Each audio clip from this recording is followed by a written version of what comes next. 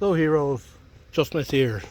Customer states, and this was woman, I adjusted the valves according to YouTube video, and now the mower won't start.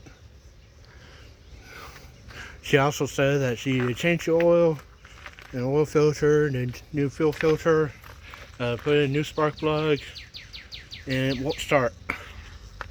Oh, double check the valves, went in and pulled the valve cover first. Did that.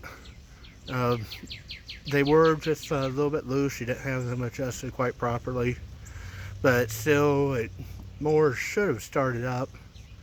After getting them readjusted, jumped on the mower to start up, and battery dead. So yep, got the charger on there, and just happened to notice that out gas. So I'm guessing that the valves issue might not have been why the mower wasn't starting. Guessing it was either the dead battery or out gas why it wasn't starting.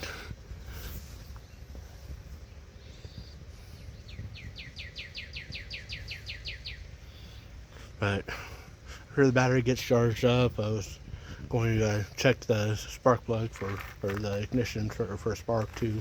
Got it unplugged, had the tester on it, but then went to try and the battery dead.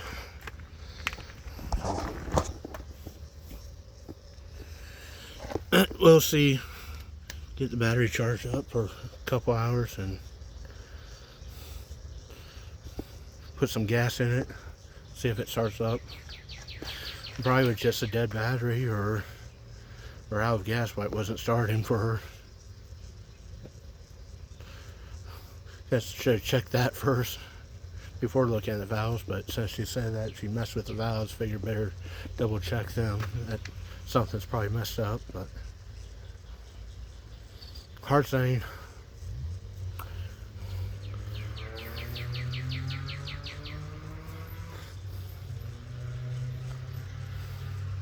But yeah, start with the obvious.